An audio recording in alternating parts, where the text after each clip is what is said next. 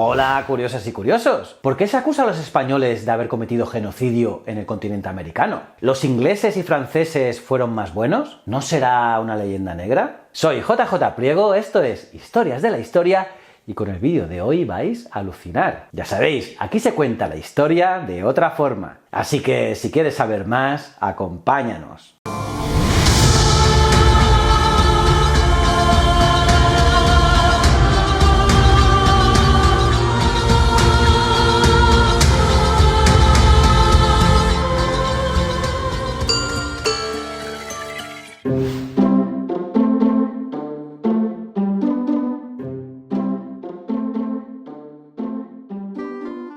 Antes de que se me juzgue y condene por hacer este vídeo, rogaría que lo vieseis entero y que la prueba acusatoria de mi condena no fuese únicamente el título. Aclarado esto, ¿por qué se acusa a los españoles de haber cometido genocidio en el continente americano? Y la respuesta a esta pregunta es muy fácil si recurrimos a la manida leyenda negra. Según la RAE, la leyenda negra es la opinión contra lo español difundida a partir del siglo XVI. Y de esto se encargaron y bastante ingleses, franceses y holandeses, e incluso algunos españoles. Y pasó durante los reinados de Carlos I y Felipe II, curiosamente coincidentes con la época de máximo esplendor del llamado Imperio Español, una leyenda que 5 siglos después sigue en vigor y que demasiada gente cree a pie juntillas y que desde el continente americano se repite como una letanía cuando en algún texto se narra la historia de la conquista y colonización del continente americano por parte de los españoles, que curiosamente no de otras potencias europeas. Antes de seguir habría que precisar que nos encontramos en los siglos XV y XVI, donde las potencias europeas se afanaban en ampliar sus fronteras,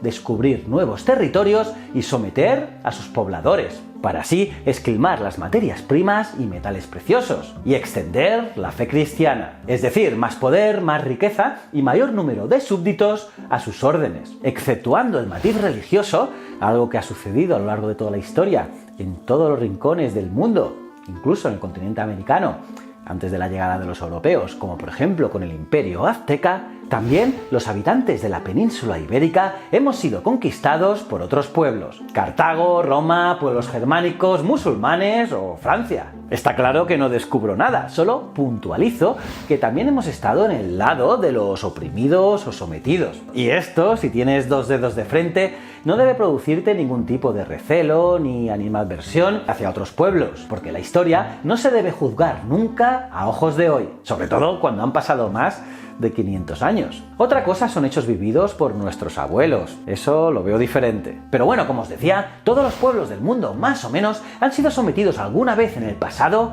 por otros pueblos. De hecho, nuestro patrimonio cultural, nuestra propia lengua o ciertas costumbres son un claro ejemplo de todos esos pueblos que pasaron por aquí, por la península ibérica. Entonces, ¿por qué esa animadversión hacia los españoles de algo ocurrido hace siglos? Pues parece que la respuesta está incluida en el título de este vídeo: la acusación de genocidio de los pueblos precolombinos. Pero por mucho que se diga, no hubo tal genocidio. Y déjame que te lo explique. Primero, vamos a analizar lo que según la RAE es genocidio: aniquilación o exterminio sistemático y deliberado de un grupo social por motivos raciales, políticos o religiosos. Entonces, si se hubiese producido dicho genocidio, sería imposible que en las poblaciones actuales de Hispanoamérica se viesen rasgos tan acusadamente indígenas. De hecho, al igual que por los rasgos físicos podemos aventurarnos a decir, y digo aventurarnos, que no asegurar, que un europeo es de un país nórdico, también podemos aventurarnos a hacerlo de alguien procedente de un país sudamericano o centroamericano. Además, estamos hablando de un territorio en el que se habla la lengua de aquellos conquistadores.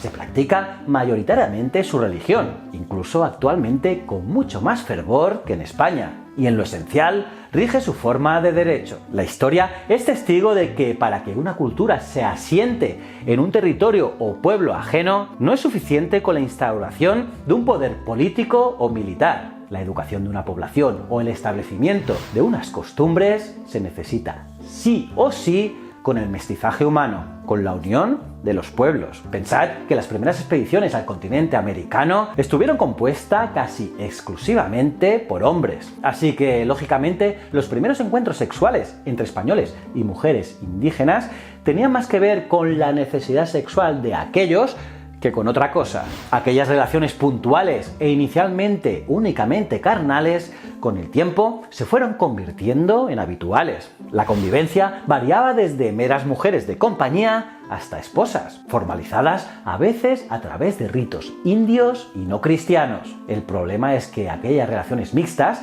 carecían de un verdadero estatus legal. Ojo, hasta el año 1514. Y es que el rey Fernando el Católico aprobó ese año una real cédula que validaba cualquier matrimonio entre una persona o varones castellanos y mujeres indígenas. Y al reconocer la posibilidad del matrimonio entre ambas etnias, la cédula de Fernando el Católico sirvió para llenar un vacío legislativo referente a la condición legal de los indios, asegurando la absoluta legitimidad e igualdad de la descendencia que surgiera de los matrimonios mixtos, comparados con los matrimonios de Castilla. Pero no solo se reconocía una realidad ya existente, también se abría la puerta al mestizaje y a la simbiosis cultural. Esas nuevas generaciones mestizas fueron las responsables de crear una cultura híbrida, mezcla de ambas y con reconocibles patrones indígenas. En cambio, si echamos la vista unos kilómetros al norte, a Estados Unidos y Canadá, donde ingleses y franceses fueron los responsables de la conquista y donde no se produjo, curiosamente, el mestizaje humano, podremos comprobar que, exceptuando algunas comunidades aisladas y casi como un reclamo turístico,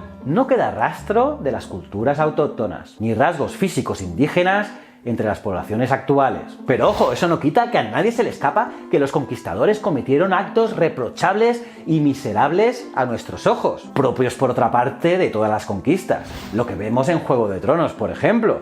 Eso no es más que el reflejo de las barbaridades realizadas en las conquistas. Y claro, en ellas se produjeron muchas muertes, tanto en la lucha directa como a consecuencia del sometimiento y el trabajo en las encomiendas. Aún así, la mayoría de las muertes de indígenas hay que achacarlas a la propagación entre ellos de enfermedades, ya sea gripe, viruela o sarampión, u otras enfermedades terribles que llevamos los europeos a ese continente, ya que los recién llegados eran ignorantes portadores y los indígenas carecían de defensas naturales. En palabras de Agustín Muñoz Sanz, jefe de la Unidad de Patología Infecciosa del Hospital Infanta Cristina de Badajoz y también profesor y titular de Patología Infecciosa de la Facultad de Medicina de la Universidad de Extremadura, este fenómeno representa un excelente y dramático ejemplo de lo que hoy se llama patología del viajero y del inmigrante. Por lo tanto, las enfermedades infecciosas fueron un aspecto más, sin duda muy importante, del intercambio de personas, bienes y microbios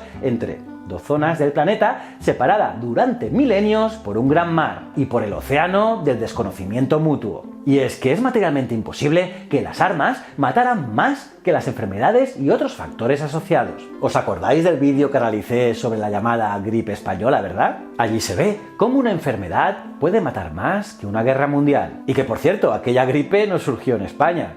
Allí os lo explico. Porque pensar que algo más de 100 hombres y unos cuantos caballos dirigidos por Hernán Cortés barrieron a un imperio enorme, muy bien organizado y de alto nivel de civilización, como el azteca de Montezuma, en México, es desconocer un poco la realidad de la historia. Algo similar ocurrió en la aventura de Pizarro en el imperio inca de Huayna Cápac, en Perú, porque la viruela y el sarampión fueron unos perfectos aliados, pero involuntarios y no intencionados, en el éxito de la conquista española. Y para los que no tengáis claro lo que significa genocidio, un ejemplo. No sé si sabéis que se pagaban 5 libras por la captura de un aborigen en Tasmania. Y eso sí que está documentado. Terrible. Eso sí, hay que reconocer la labor propagandística de todos aquellos que durante siglos se han ocupado y preocupado en mantener viva la leyenda negra. Sobre todo los ingleses, franceses y holandeses. Por mi parte, como os he dicho al principio, no debemos juzgar la historia con los ojos del siglo XXI. En nuestras historias os hemos contado cosas alucinantes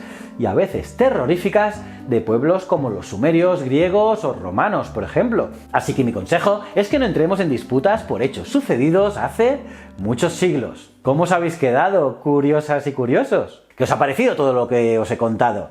Me lo podéis poner en vuestros comentarios, pero por favor, que haya paz. Los leo todos. Y aparte de darle like al vídeo, suscribiros y campanita, os recomiendo estos dos vídeos. En uno os hablo de Hernán Cortés y en este os hablo de la gripe española. Son dos vídeos alucinantes. También me podéis seguir en Ciencias de la Ciencia e Easy Promos TV. Y recuerda, el conocimiento es un requisito esencial para la supervivencia. Muchísimas gracias.